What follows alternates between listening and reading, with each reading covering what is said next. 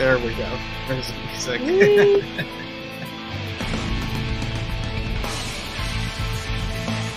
Hey everyone, welcome to Drum Talk TV News Desk Report. Once Hello. again, yeah, we got Ariana, Stella here, as well as myself, Steven Shinder.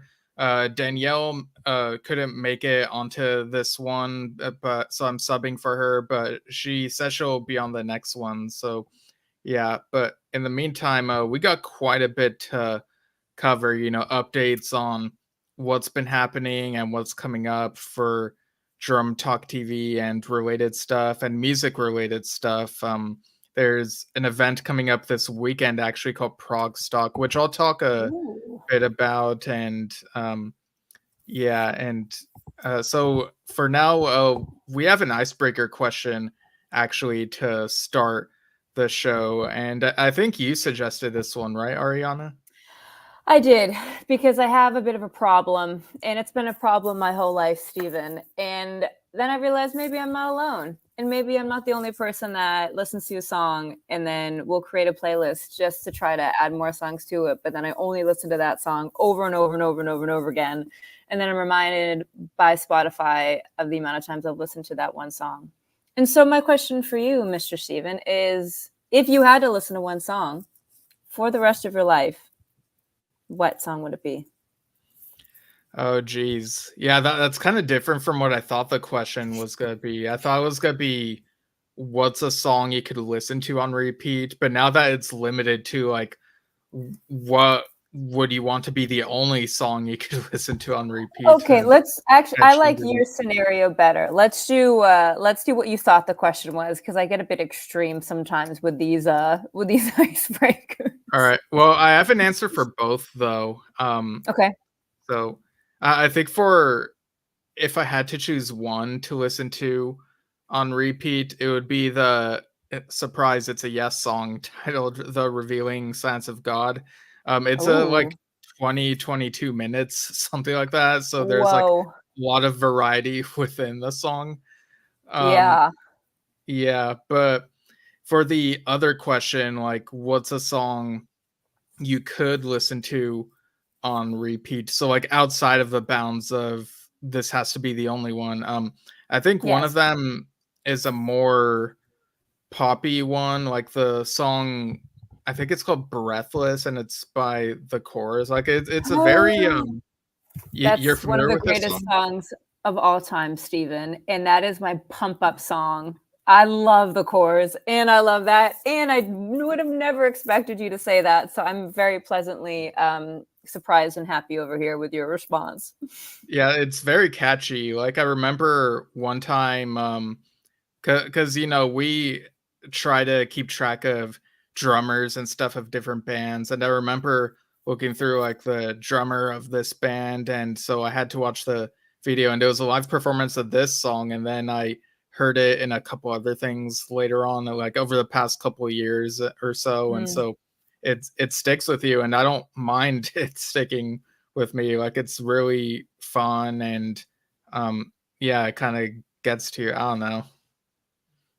It's like you're on a hill overlooking the ocean in Ireland, and then the sun's coming out, and then everyone's just like happy and dancing together in a field, and everything's good. Yeah. Like that's what I feel like. That song is a very good song. Yeah, truly, that is the feeling. My song is a bit emotional, so hearing your response now, I'm actually rethinking my song. But I have two. I'll do two as well, and they're both like very like velvety dark. So one is going to be "In a Sentimental Mood" by Duke Ellington. Which, Okay, I don't again, think I've heard that one. I think it's if you heard the beginning, you'd be like, oh, right. It's like one of those classic jazz ones. But every time it comes on, I'm like, oh my gosh, I love it, especially when it's fall. So I'm very seasonal with my like obsession songs. And then Vienna by Billy Joel has really got me by the throat for like years, for like over a decade, maybe 15 years. I'd say that song's got me good. So currently I have those two on playlist on repeat, going back and forth, and it's a bit unhealthy, but it's okay. We all have our vices, Right. Yeah, and you make a good point that maybe if I listen to the intro to the jazz one, I might recognize it. I actually had breakfast with my dad earlier. We were eating at Norm's, and oh, you know how they play music over the thing. Mhm.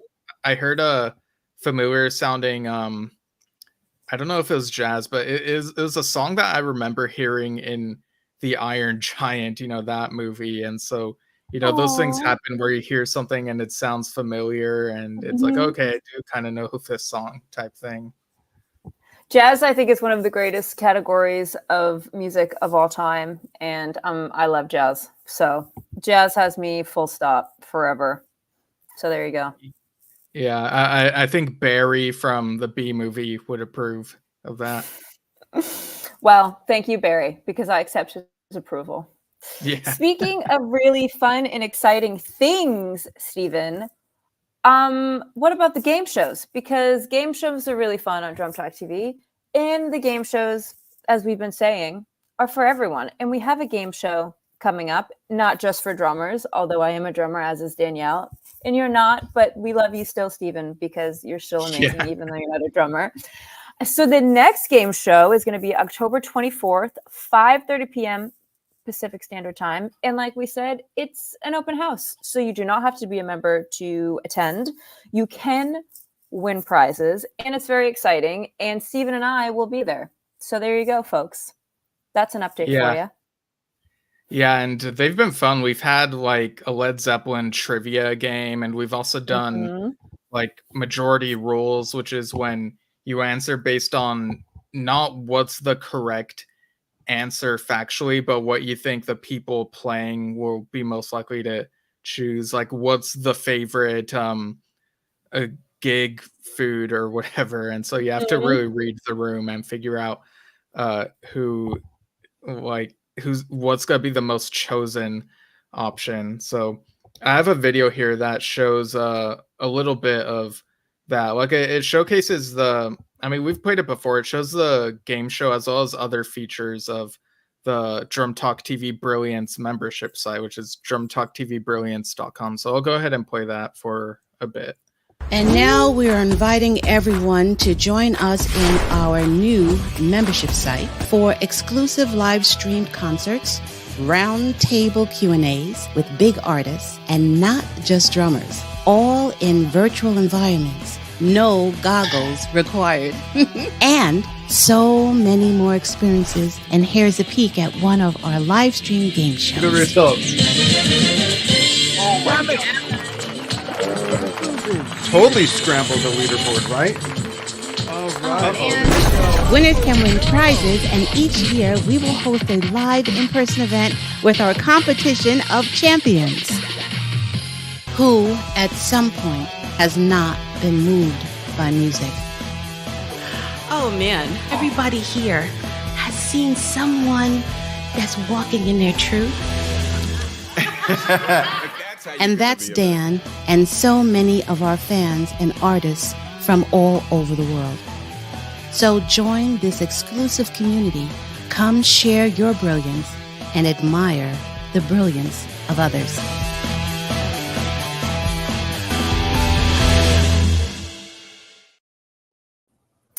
That drummer in the back of the truck in Dubai, he gets me every time now I watch that clip. That's why drumming's hard enough, and then in your back of a truck going in the desert. I mean, that's pretty Oh, cool. is drumming just not always easy everywhere you go? Or You know, listen, it depends. When you're moving four limbs at once while, doing a little back and forth thing, and as we spoke about last week, trying not to injure yourself, aka hit yourself in the head with a stick. There's a lot going on, Stephen.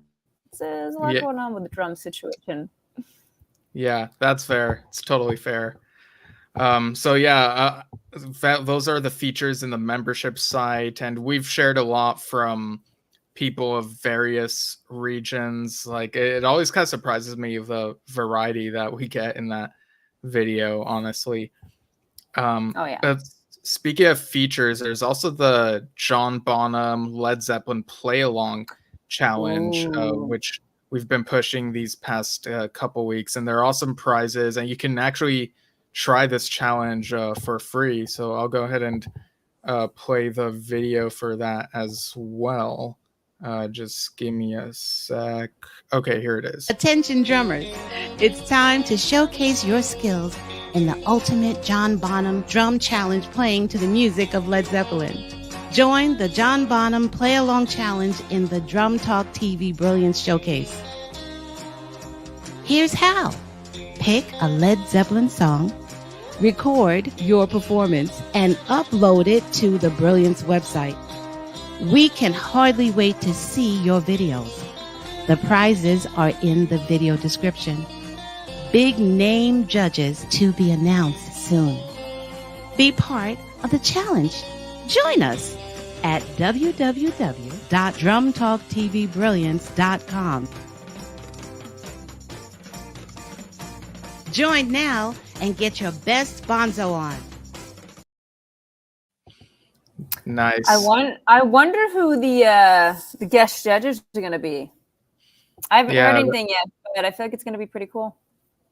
Yeah, so more info on that when the time comes. But yeah, people, if, try this out if you're a Led Zeppelin fan and you want to play along to the actual music, and because on other places on the internet that can be pretty tough to do. You gets flagged and whatnot, but here you can go ahead and play along to it, and we'll it'll be judged, and people can see who the winners end up being. And yeah, I think that's a lot of fun. I feel like I should already know this, but how familiar are you with Led Zeppelin, Ariana, like if at all? So I am familiar with Led Zeppelin. But you've heard of them. Oh, yes. When it comes down to like their fourth album and the third track on the fourth album, the live version, like I wouldn't know what that is. And so I do have to tread carefully though, because Dan already did give me a bit of a hard time for not knowing too much about Led Zeppelin. So I've been doing my homework. I've been researching. No, yeah, he gives me a pass because I'm his son.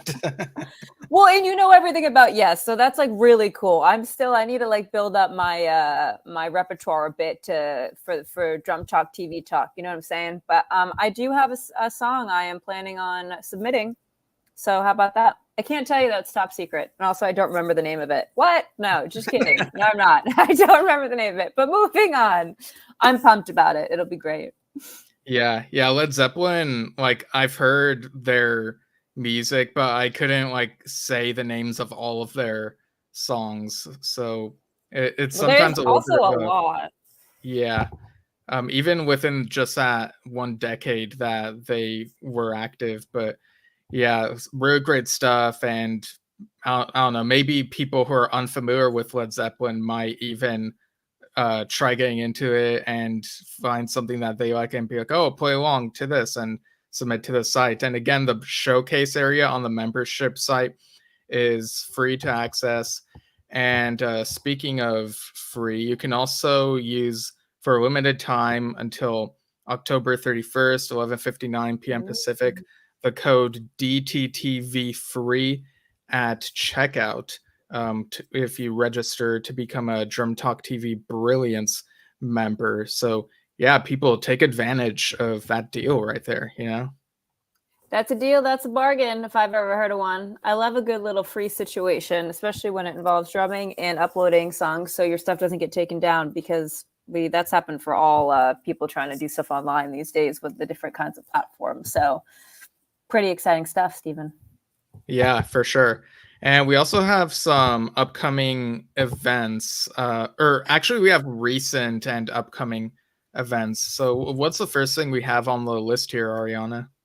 This name of this rock fusion band is the coolest name I've ever heard, number one, and also quite cheeky. But so Dan, our beloved Dan, guest on You Haven't Heard This Music podcast, and he's talking about the rock fusion band, the Kinky Wizards with two Z's, which is pretty epic. And the full episodes are available on podcast apps everywhere. Yeah. Have you, well, for those familiar, the Kiki Wizards, like we had them do a virtual concert for Drum Talk TV Oh wow. Brilliance earlier this year. So that would have been before you came on board. But yeah, Yeah. that's archived in our membership site, so members can check that out. But yeah, so how often do you listen to like podcasts, Ariana? Like, what kind of podcasts do you listen to? It depends. It's because living in Southern California, we drive everywhere and there's traffic. So I've definitely moving out here. I've started listening to a lot more podcasts. I like ones where I can learn a lot. I like ones that I can laugh a lot. I guess everyone wants to listen to something that's the both of those things. But I'm looking to get into a new podcast, Steven. So I may have to dip my toe into the Yes Shift podcast. I'm hearing that's pretty good. Yeah, I've heard that's pretty good too. But yeah, you haven't heard this music podcast that Dad was on. It's season 7, episode 7, and I think the episode came out to be like 2 hours or something. So something crazy Whoa. like that. So That's a ride yeah, home on the 405, so that wouldn't be too hard to listen to in a car ride home in LA. yeah, for Getting stuck sure. in traffic. Yeah. Yeah, there's so much traffic around here. And Dad also guested on Music Rewind podcast recently. The Ooh. full episode is coming out in January, but there's a free 11-minute preview up on patreon.com/music rewind podcast. And the topic for this was the 1973 Yes concept album, Tales from Tales from Topographic Oceans. That's happened on the podcast before on Yes Shift, where Dad and I will talk about that album, and I'll fumble up the pronunciation, even though I've listened to this album my whole life and had no trouble pronouncing it. It's a weird thing, but yeah, that's the album where the Yes song I mentioned at the top of the show is from. It's my favorite Yes albums. Oh, Yeah. very So, cool. and again, free, free 11-minute preview. So, like, people gotta check that out, and then keep up with Music Rewind podcast for when the full discussion drops, because it's a little bit of a divisive album in some circles, because it's Hmm. a double album. Each side is a 20-minute song. So yeah, like Whoa, 4 that is 20-minute pretty songs. trippy. I Yeah. think, yeah, I need to do my Yes homework too, because the more and more you guys talk about Yes, actually, just for the record, I did see Yes 15 years ago at the House of Blues in Boston, where I used to work, and I took my parents, and so I did see the original band, I think, live. I think they were all the original members. So I have Well, seen them, if that makes me any well, cooler to they've you. changed, like, they've had so many lineup changes. Even after their first 2 albums was when, like, their third album was when the first member change happened. And yeah, if this was 2009 or something, then Yeah. some of the members then are different from some of the members now. But there is a through Wow. line. There is like it's the evolution makes sense if you like dig into it. Well, it was pretty cool from what I remember. But yeah, I need to get back into it, because the names of these albums and the concepts behind the albums I feel like that doesn't happen anymore today. I feel like that's like a whole different culture and moment in time, where you don't really have mainstream artists doing 20-minute songs anymore. Well, they don't come after me if there is. Help me learn if there is. No, yeah, I think you're pretty much right. Like, in terms of the mainstream artists, Right. like, the ones that people would hear on the radio, I don't know that that's still a thing. Like, there are some really well-known prog bands that have been around for a while. So the well-known ones still kind of do that, but there are also not so well-known ones that are kind of indie and still do that here and there. So, but like you said, it's not that mainstream. And whenever it's so trippy, whenever I occasionally hear someone be like, "Wow, that song was so long. It's like 5 minutes long." It's like, Oh man, I know. let me learn you a lesson, you know? Yeah, what songs are like 2.5 minutes now, maybe 2 minutes 15, and it's like, intro, verse one, pre-chorus, verse two, pre-chorus, chorus. But then wait, no, there's a bridge in there somewhere. But yeah, I hear you. They're very short these days. Yeah, I remember listening to a podcast recently. Is actually a Richie Castellano's Band Geek podcast where he interviewed keyboardist Tom Brislin, and Mm. Tom mentioned that I think this was 7 years ago. This was recorded. He mentioned that there are some newer songs where it's like the song will use the verse as the chorus, and it's a little bit of a letdown because it's like do something different for the chorus type thing. I So I don't know. know. Yeah, we need to switch it up again and make things a bit more. Actually, I'm not going down this rabbit hole because I could talk about it forever. But anyways, what other exciting things do we have happening this month about Yes Shift, Stephen? Yeah, so recently I interviewed Joe Cass, the drummer of Yes tribute band Total Mass Retain, and that was a fun discussion. It went on for more than an hour. And Wow. yeah, that band is doing like a John Anderson birthday tribute string of shows, like honoring the original Yes singer for a few shows. So people go check out Total Mass Retain on their socials and their website. But I also yesterday, wow, it was yesterday. It feels like 2 days ago. I did a review of this Rick Wakeman album. Rick Wakeman being one of the former Yes keyboardists. He did this album called Yes Sonata, which Wow. side one of this is a medley of Yes music, and side two is a medley of his solo album, The Myths and Legends of King Arthur and the Knights of the Round Table. And it's all Whoa. piano, and so yeah, it's a whole thing. That sounds epically incredible. So I'm gonna add that to my to listen to list of Yeah, I music. feel like I'm like filling out your like recommendation list unintentionally. You are, and it's awesome because I'm overdue. Yeah, Okay, like stated. Oh, go ahead. oh, sorry. I was just gonna mention there's something coming up this weekend as well that I want to mention. It's called Prog Stock, and Ooh. yeah, this is a progressive rock festival that I think is happening in New Jersey, but they've also got some stuff that they'll be streaming from there onto stageit.com. Very And cool. I'll go ahead and show the image real quick that shows the lineup. But bear in mind that the lineup has changed a little bit. I saw that Patrick Moraz, who surprises another former Yes keyboardist, it isn't able to make it to this one after all. He has some health stuff to take care of.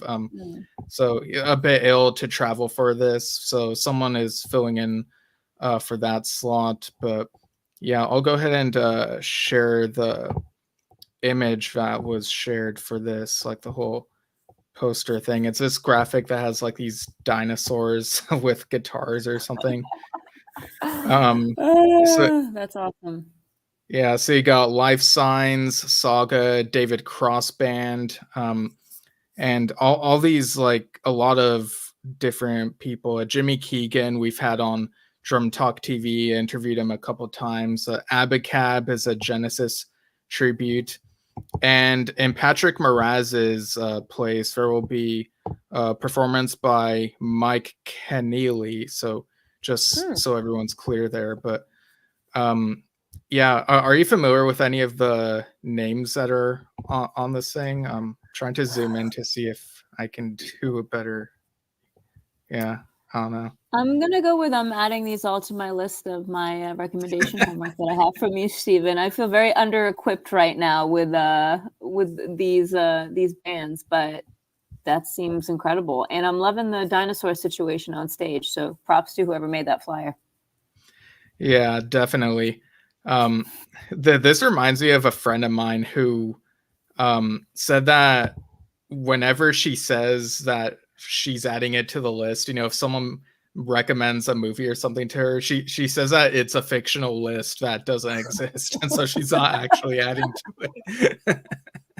Oh, I'm for sure adding to my list, but I'll probably message you later and then ask you for the list to remind me of it, and then I'll have to actually write it down. But there is a list. It is a nonfiction Okay. list for sure. But yeah, that Progstock's happening the 17th through the 20th. So go to stageit.com/Progstock and you'll see the events are being streamed and they don't cost too much. So yeah, really fun to watch those things. What else do we have going on? We have, as mentioned previously, the Open House Game Show, which is Thursday, October 24th, 5:30 p.m. Pacific Standard Time. It's going to be fun. It could be a family affair if you want it to be, or if you're on the East Coast time, put the kids to bed, have a nice little cozy, fun trivia where you can win prizes. So that's very exciting. But what about Friday, Stephen? What's going on then? Yeah, there's a couple things going on Friday. So that's the birthday of original Yes singer John Anderson, and Dad and I are gonna try reaching out again, see if there's an update on whether we can have him on anytime soon. But in the meantime, that day, I believe at noon Pacific, Dad and I will be reading people's dream John Anderson symphonic set list. So what that means is fans can send in what's their ideal, in a dream scenario where John Anderson has an orchestra with him, and what songs that he was involved with, in Yes or outside of Yes, could be solo stuff, collaborations. Like, what would that dream set list be? And so people can email those dream set lists to yesshiftpodcast@gmail.com, and we'll also be posting promos on Facebook and stuff where people can comment what their dream set list is. So yeah, that'll be fun to read because there are always some off the wall choices from some of the fans. Oh my God, I bet, because there's so many choices too. And don't forget, the same day, 2 p.m. Dan will go live with Janice for another installment of Drum Talk TV original series, Drumming Injury Talk, which, as we all know from last week's episode, it's no joke because you can hit yourself in the head with a drumstick and it does hurt a lot. Then we have October 26th, Saturday noon Pacific time. We have a Q&A with Nigel Glocker of Saxon and 6x6, which sounds like a great time. And I'm excited for that one, Stephen. Yeah, Nigel's a great guy. Yeah, so that'll be fun. Then we got Wednesday, October 30th, which is right before Halloween, noon Pacific Standard Time. We got a Drum Talk TV interview with Evan Chapman, which is pretty exciting. And then all the way going into November, Saturday, November 2nd, noon, there's a Drum Talk TV interview with Joe Lana Jr., known as the Cowboy Drummer, which I'm very jealous of that nickname. That is pretty cool. And then we got Thursday, November 7th at noon. We have a Drum Talk TV interview with Colin Lejenaar, I think it's Lejenaar. Of a Dutch prog rock band Dilemma. And those are all the events we have, which is a lot and very fun. But Stephen, we also have a little treat for everyone today with the and just to be clear, we do have other events coming up after that, but we didn't want to overwhelm people too much with just a couple weeks ahead of time, basically. But because you can overwhelm people with too much fun. That is something that has been done before, and so we need to just not do all of the fun all at once. You know what I mean? Yeah, surprisingly. Okay. You're going to take this one, Stephen, because I already practiced saying this word and I failed miserably. But what happened this day in 2010? Right. So these are October 16th, like anniversaries, I guess. So in 2010, Auburn University graduate student Justin Havard named a new species of fish, Lepidocephalicthes this Zeppelini. I think that's how it's pronounced. Wow. Because the fish's pectoral fin reminded him of the double neck guitar used by Jimmy Page. He said, "I'm a big Led Zeppelin fan, and I was listening to them while I was working on the fish. The structure that makes this species unique just reminded me of the guitar that Jimmy Page played."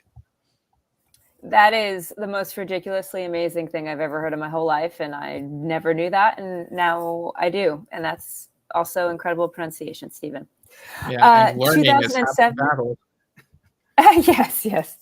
October 16th, 2007, Madonna signed a groundbreaking recording and touring contract with concert promoter Live Nation, becoming the first major star to choose an all-in-one agreement with a tour company over a traditional record contract. Wow. The deal reported to be worth 120 million or 59 million pounds over 10 years, would give Live Nation rights to all her music-related projects, including new albums, tours, merchandise, websites, DVDs, sponsorship, TV shows, and films. Wow, that's a lot.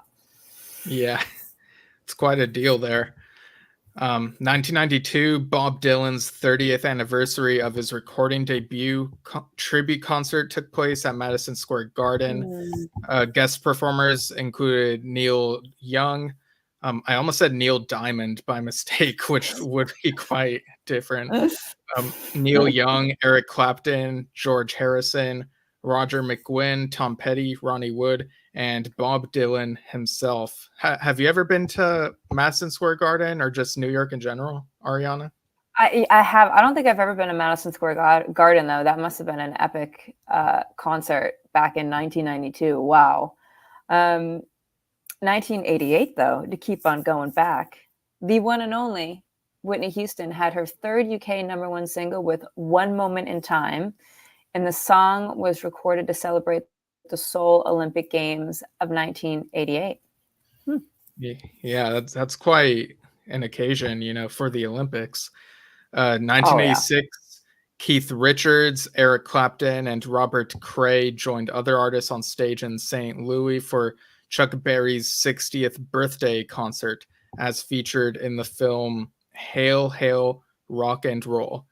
Nice. Wow. Yeah. I heard a rumor that Chuck Berry might have actually stolen a song from some guy at some high school in 1955, but like some time traveler type thing. Do you know about this? No, but I'm all into some guy named Calvin Klein, but he liked to be called Marty.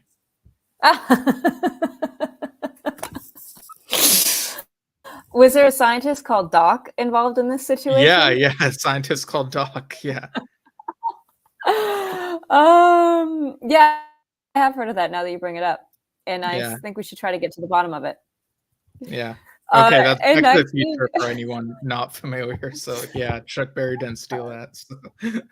Well, we'll never really know. 1976, Stevie Wonder's "Songs in the Key of Life" went to #1 on the U.S. album chart. The working title was "Let's See Life the Way It Is," featuring the tracks "Sir Duke," "I Wish," "Pastime Paradise," and "Isn't She Lovely?" And it was Wonder's third U.S. #1 and became the best-selling and most critically acclaimed album of Wonder's career. Rick Dees and his cast of idiots went to #1 on the U.S. singles chart with "Disco Duck Part 1." Dees was a U.S. TV and radio presenter, and the song became a #6 hit in the UK. Yeah, so a couple of different things that same day. 1972, Creedence Clearwater Revival broke up. I think it's so yeah, that was the whole thing. Well, 1965, the Beatles recorded "Day Tripper" at Abbey Road Studios, London, in 3 takes, and then they added vocals and other overdubs, completing the song before the end of the day. Wow, that sounds like a great day at the office to me. Oof. Yeah, I think I've heard of that band. Actually, recently, I know this is a tangent, but I don't know if you've experienced this, but sometimes online, there will be a post from someone that goes viral, and because it goes viral and they're like surprised that it does, they'll be like, wow, I didn't expect this to go viral. Go support, and it'll be like a charity or something, or some sort of cause. But a Yeah. recent post I saw, someone posted something that went viral, and they were like, "Well, I didn't expect all this attention. Go stream the Beatles, I guess." And then someone replied and said, "Really, out of all things, you recommended that, the most famous mainstream band ever." And the person was like, "I thought it'd be funny," and then the person was like, "I'll allow it." LOL. Yeah.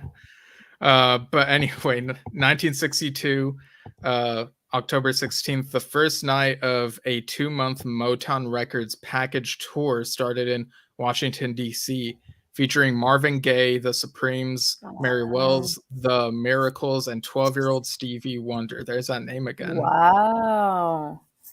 Wow. 1961, Decca Records. Oh my gosh. Decca Records released Crazy by Patsy Cline. The ballad composed by Willie Nelson gave Cline a #2 country hit in 1962. I had no idea that Willie Nelson wrote Crazy.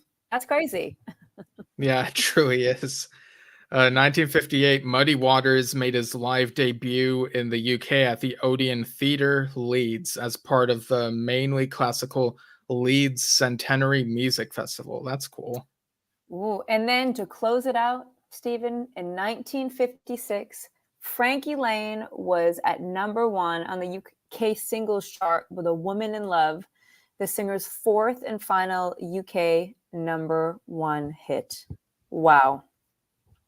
Yeah, quite a lot of stuff. Like I even had to pick and choose like what to put on this because so much stuff can happen the same day, different years. But yeah, it's amazing looking back at music history and like sort of refreshing yourself on like what's happened, right?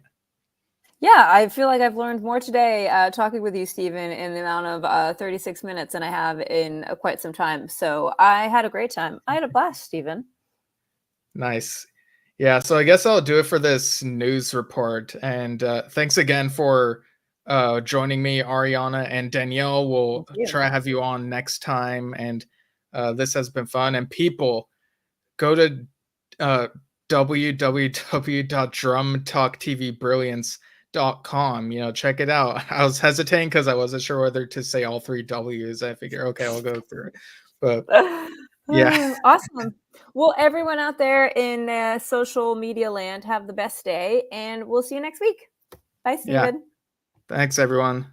Thanks, Ariana. Bye.